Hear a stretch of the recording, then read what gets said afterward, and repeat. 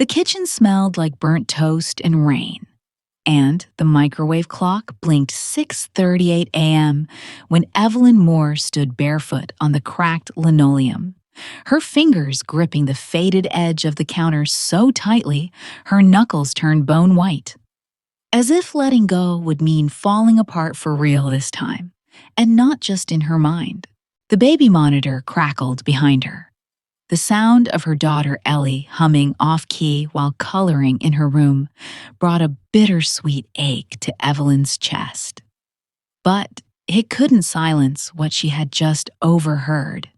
Her own brother's voice on speakerphone, bleeding through the cracked screen of her husband's carelessly unlocked iPhone. "She's not gonna put up a fight, man. Evelyn's always been soft. You know that. Just play it cool until Dad finalizes the trust transfer. Then we're out clean." Then her husband, Drew, calm as spring fog, replied, "Yeah, give her another month or two.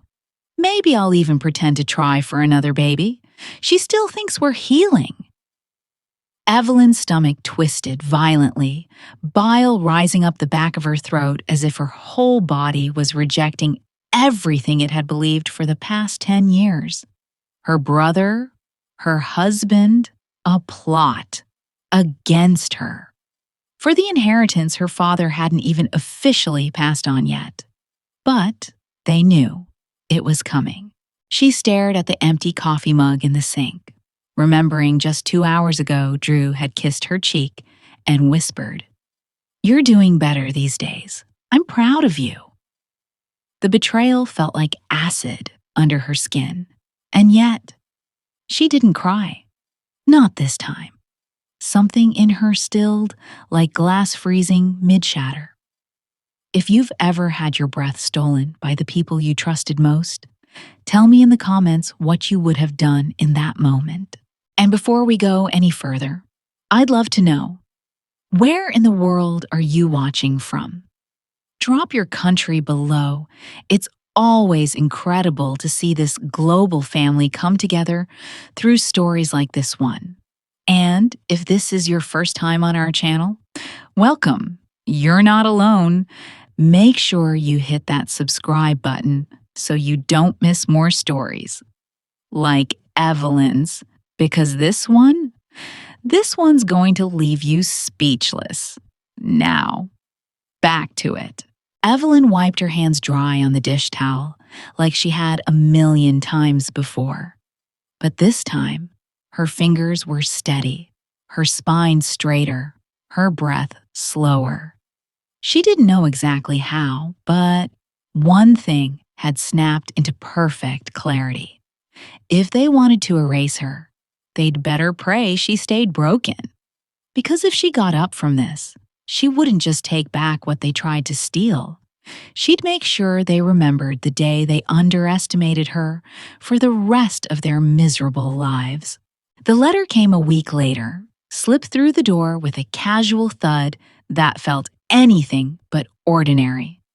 It was a certified envelope, thick and official looking, stamped from the office of Moore, Layton and Cross, the family's long-standing legal firm. Evelyn stared at it for nearly an hour, unopened on the kitchen table while Ellie doodled rainbows with fruit-scented markers beside her, blissfully unaware that her mother's entire foundation was about to collapse. When she finally opened it, her eyes skimmed the first few lines before her brain shut down. Her father's trust had been transferred, not to her, not even partially, but entirely, to her brother, Ryan. There was no mention of Evelyn, not a line, not a clause, not a cent. The revised documentation reflects the wishes of Mr. Carl Moore, who deemed Mr. Ryan Moore the sole heir to his estate, assets, and shares. Evelyn blinked, reread it, and then laughed. Short, bitter, hysterical. It didn't sound like her father. He may have been distant, even emotionally absent, but he wasn't cruel. He would have never intentionally left her nothing. unless someone else had made sure of it. By the time the family gathered that Friday at the ranch house for the formal reading, Evelyn had to force her feet out of the car. Her mother, long gone from their lives, wasn't there. But Ryan was, and so was Drew. They stood by the fireplace, drinks in hand, whispering like old war buddies. Evelyn watched them without a word. Her uncle, the executor, stood up and read the will aloud as if it were just business. Every mention of property, stock, land, it all went to Ryan. Her name wasn't spoken, not once. No trust for Ellie. No share in the family home she helped care for during her father's decline. Not even the photo albums she had restored. Just silence. When it was done, Ryan turned to her, faux sympathy painted on his face, and muttered, "Dad thought you wouldn't know what to do with the responsibility. He wanted someone who could grow it." Evelyn looked him dead in the eye and replied, "And I'm sure you helped him come to that conclusion." Drew stepped beside Ryan, hand on his shoulder, as if choosing sides now required performance. Evelyn turned and walked out before anyone could see her cry. Back home, she ripped off the dress she wore to the reading, threw it in the sink, and sobbed into her daughter's pillow. She cried for hours until her throat was raw and her face numb. What stung the most wasn't the money. It was the erasure. Her entire life, years of quiet loyalty, of being the one who stayed behind when Ryan chased deals in other states, was reduced to a footnote, and the man she thought would hold her afterward had looked through her like she was a stranger. Ellie found her in the dark and crawled into bed with her, placing a tiny hand on her cheek. "Mama, why are you sad?" she whispered. Evelyn couldn't answer, but she held her daughter tighter than she ever had before. The days that followed blurred together. Small-town gossip spread like wildfire. The whispers were vicious. Maybe Carl never trusted her. She's too soft. Drew must have finally seen through her. She's just not strong enough to lead the Moore legacy.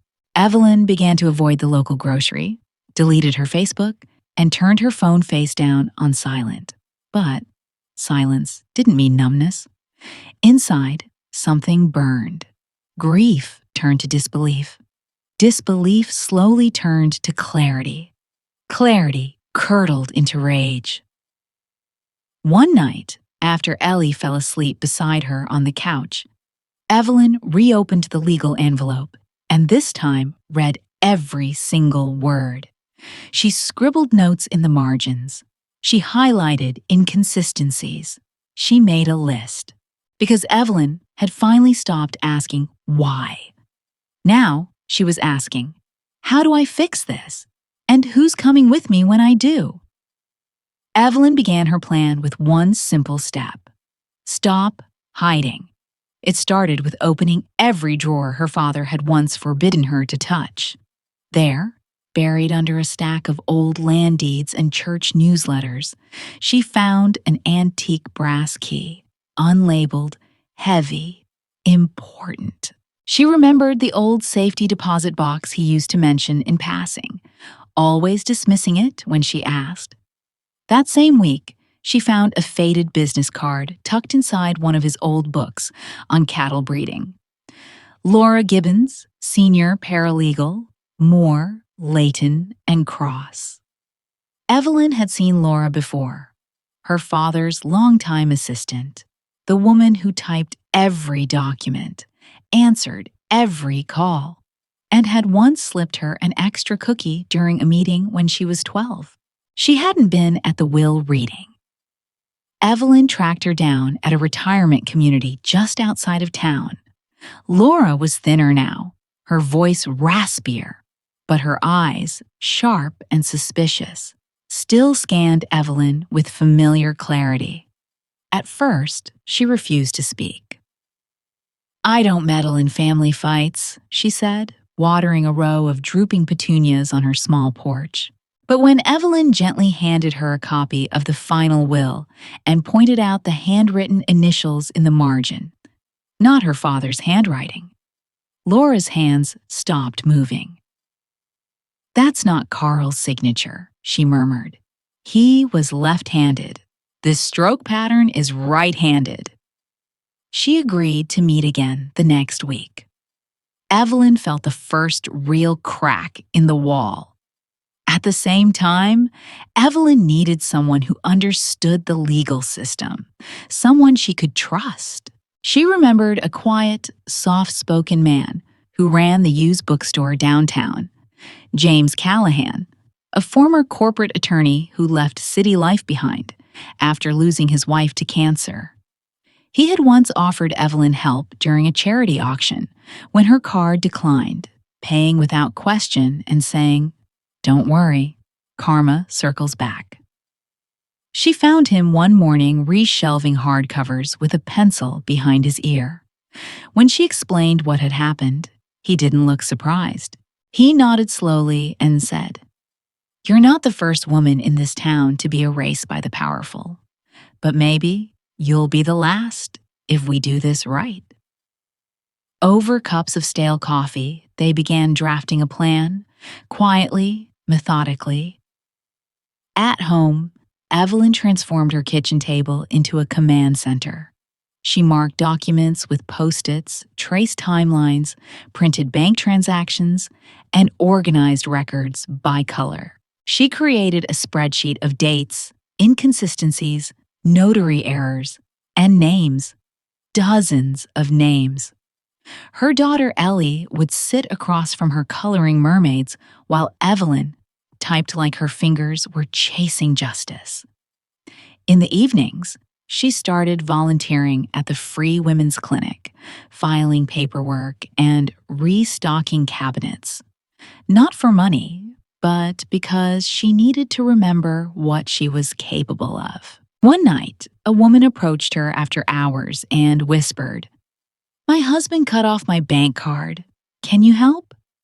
Evelyn looked her in the eyes and said, "We'll figure something out."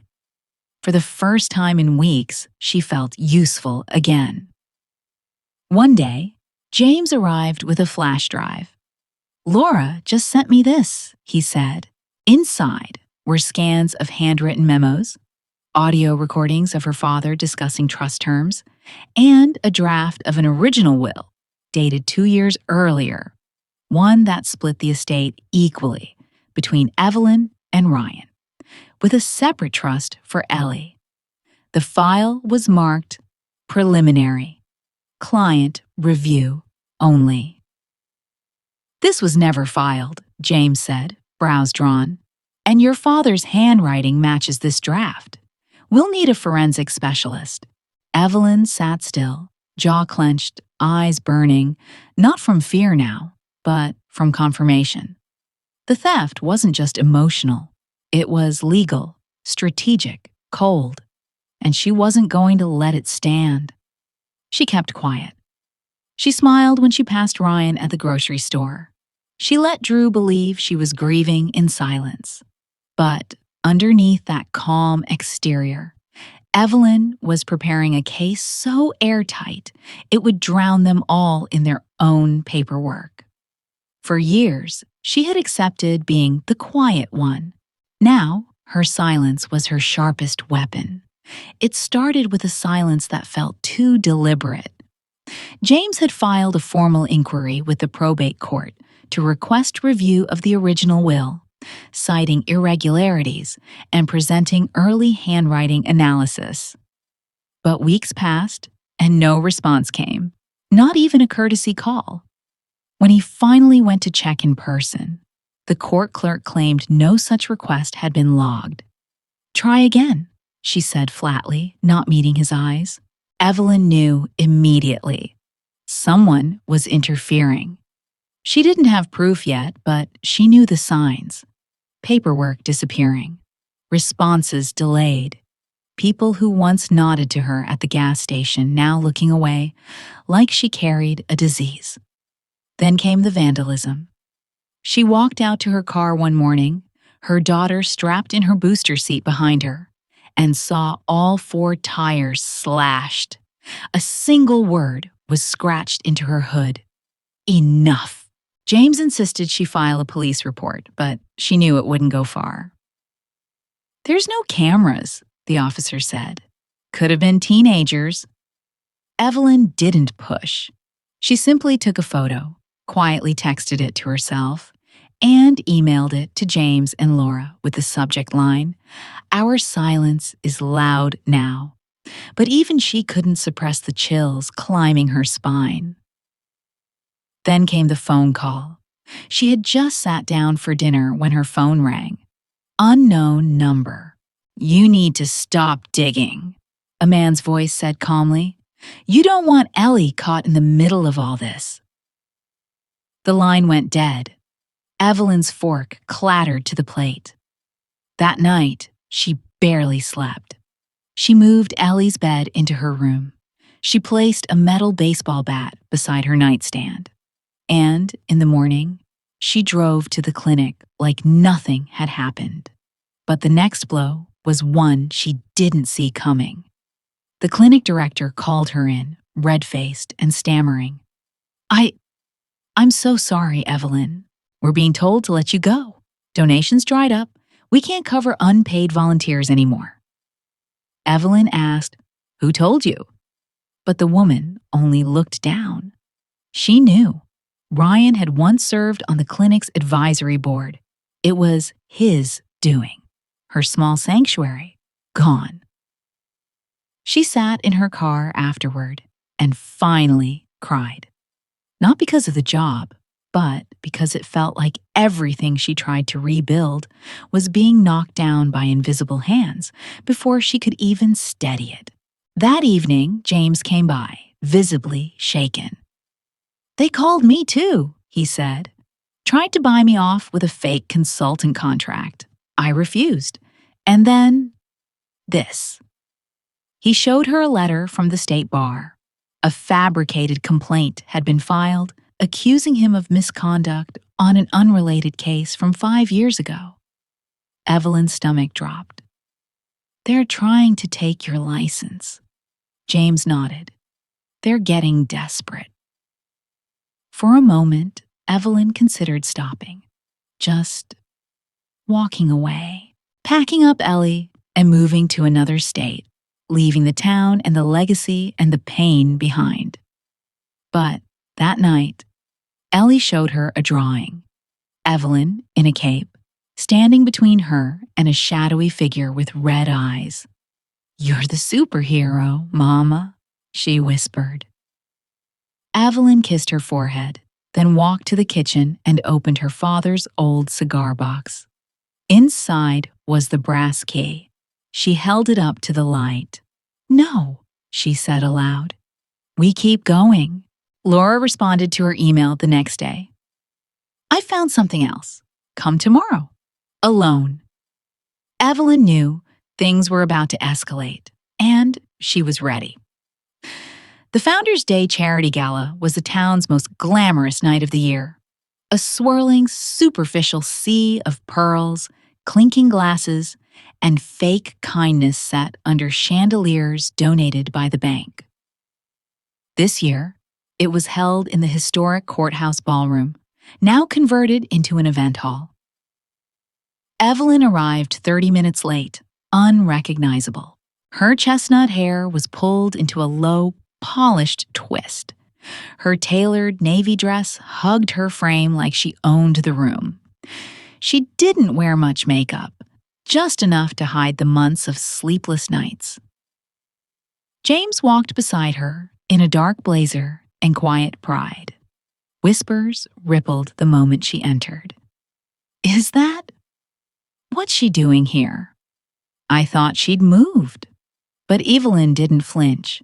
She gave one polite nod to the mayor and kept walking. Ryan and Drew stood near the front table, holding drinks, laughing with a local developer. Ryan's face dropped when he saw her. Drew choked on his bourbon. Evelyn smiled, and for the first time in months, she meant it. The event host, a cheerful woman in a velvet blazer, took the stage to introduce the night's centerpiece, a slideshow honoring the town's pillars of legacy. Ryan, of course, had sponsored the presentation.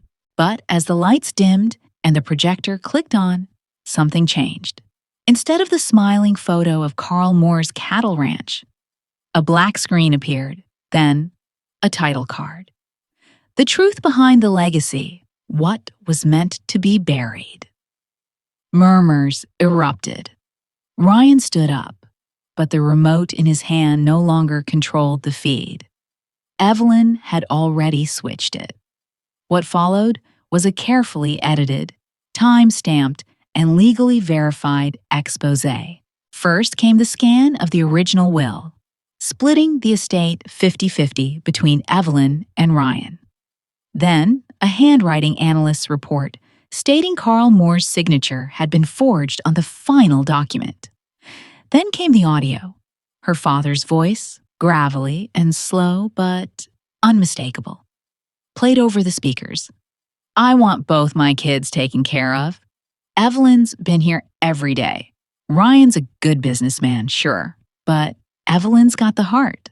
And Ellie, she's the light of my life." The room went dead silent.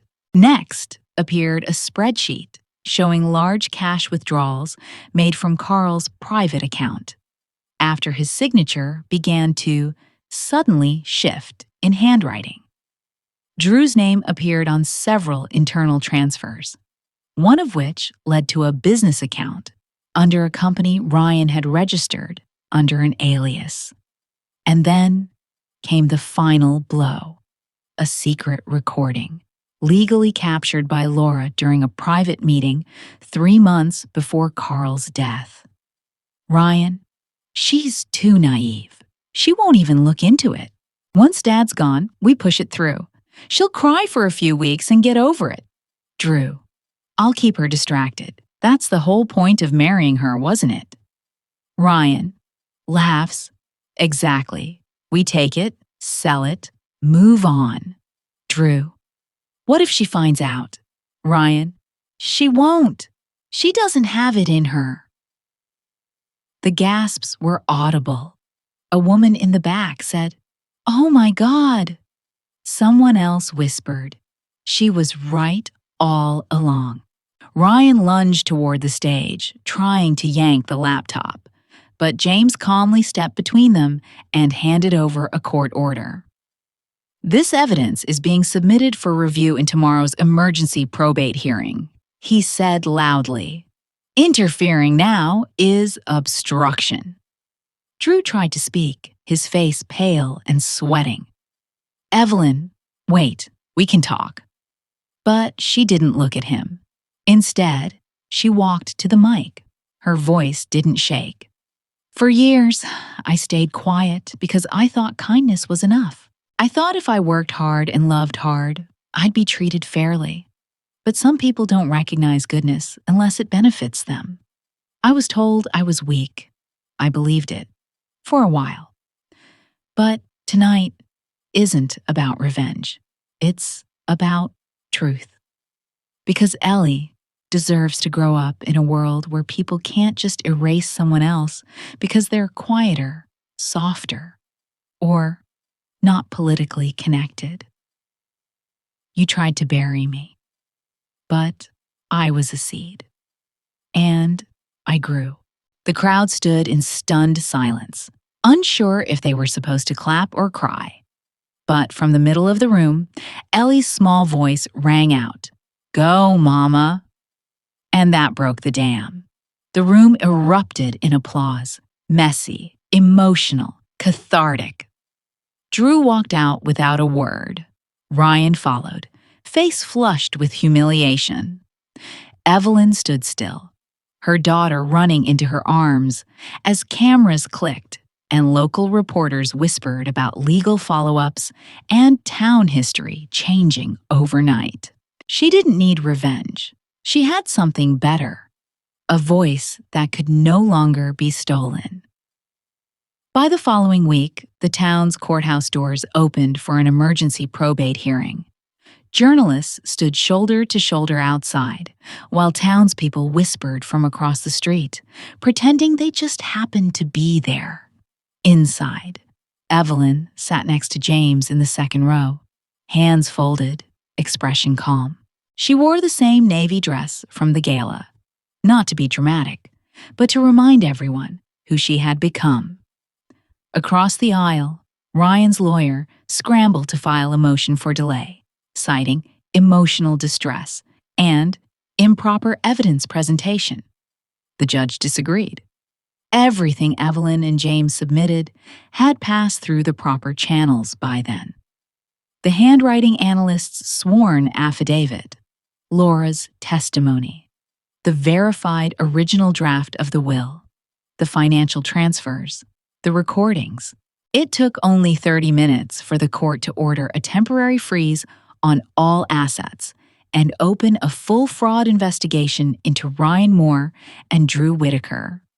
Ryan refused to speak when asked questions directly, invoking his right to remain silent.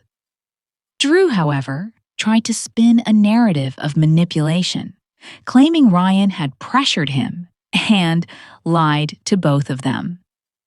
No one bought it. His public meltdown in the hallway, caught on video by a local news blogger, became instant town gossip. "I gave up everything for that girl," Drew had screamed, tugging at his tie, "and she burned us down." Evelyn didn't respond. She didn't need to. A month later, Ryan was indicted on charges of fraud, will tampering, and conspiracy to defraud a beneficiary. Drew, facing civil liability and reputation collapse, quietly packed up and moved to Nevada under his mother's maiden name. The town real estate firm removed him from all signage. The home he and Evelyn once shared was legally returned to her under injunction and was quickly sold by Evelyn herself. The proceeds went into a trust fund for Ellie's education. She didn't want the house. She didn't need the ghosts. Meanwhile, Laura, once dismissed as a footnote, was honored at the next town council meeting. "Your courage made this possible," Evelyn told her as she handed her a bouquet of sunflowers. "You weren't just a witness. You were the reason it couldn't stay buried." James, after clearing his name from the baseless bar complaint, quietly submitted Evelyn's application to a local community law program. "You've already done the work. Now just get the license to match," he told her, half smiling. She wasn't sure yet, but she filled it out anyway. Most importantly, Evelyn began to rebuild, not just financially, but emotionally. She and Ellie moved into a cozy craftsman-style home on the edge of town. It had a small garden, an extra bedroom, and a sunlit breakfast nook that Ellie claimed as her reading cave. Evelyn painted the walls herself. She planted lavender and tomatoes. She set up a writing desk by the window and wrote letters she never sent, to her father, to her mother, to her younger self. She started showing up at school board meetings, joining committees for family aid projects. Quietly, subtly, she made herself visible again. Some people apologized in whispers. A few never said anything, but their gaze changed when they saw her now. She wasn't a victim. She was someone who had returned fire with truth. She didn't walk with bitterness, but she didn't forget either. In a final moment of closure, she visited her father's grave on a misty morning. Ellie held her hand. She knelt by the headstone and whispered, "You should have protected me, but I protected us instead." She left behind a single yellow tulip, a flower of hope, not grief, and walked away. 2 years later, A soft autumn breeze danced through the golden trees that lined the small town square, and Evelyn Moore sat at a community cafe table with a mug of spiced tea and a stack of donation forms. Her hair was a little longer now, streaked faintly with sun-kissed strands from gardening, and her laugh came easier, no longer forced through pain. Across the street, Ellie raced through fallen leaves with two other third graders, her cheeks flushed, shrieking with joy. The past didn't vanish. It never truly does. But it stopped chasing Evelyn. It became a quiet shadow that reminded her of who she had been and who she decided to become. People still whispered sometimes, but now it was admiration, not doubt. That's her. The one who stood up to them all, the one who changed everything. She didn't wear it like armor, but like a soft coat on a cold day. Comforting, not burdensome. She still worked part-time at the women's clinic, now restored under new leadership and funded by a grant she helped acquire. She also helped 3 women open small businesses, using her inheritance not as a trophy, but as a tool. When asked how she had done it, she always said the same thing. I stopped asking for permission to matter. James still visited once a week, sometimes dropping off legal papers, sometimes just dropping off bagels. His bookstore was thriving again, and together they'd begun a new initiative, a legal aid collective focused on women navigating custody and inheritance injustice. Laura came to visit each spring, bringing her homemade jam and sharp political commentary. They laughed more now, the kind of laughter that came only after surviving the storm and knowing exactly what peace felt like. But it wasn't all triumphant headlines and gold-plated endings. Some nights, Evelyn still woke up, startled, heart racing, remembering Drew's voice in her ear or the silence after her father's absence.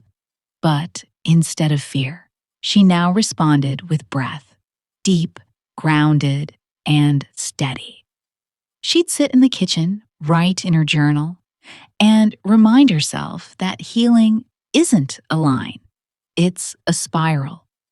You come back to the same places with more strength each time. On a clear spring afternoon, she sat in the backyard under a blooming magnolia tree. Ellie ran up with a drawing, Evelyn as a queen with a crown of stars. "You're magic, Mama," Ellie said, crawling into her lap. Evelyn kissed her daughter's forehead, stared at the blue sky beyond the treetops, and smiled. Not because everything had gone perfectly, but because she had chosen to stand, speak, and rebuild, and had become someone she would have admired, even in her darkest hour. And if her story taught her anything, it was this. Sometimes, life doesn't hand you peace. Sometimes, you have to grow it yourself.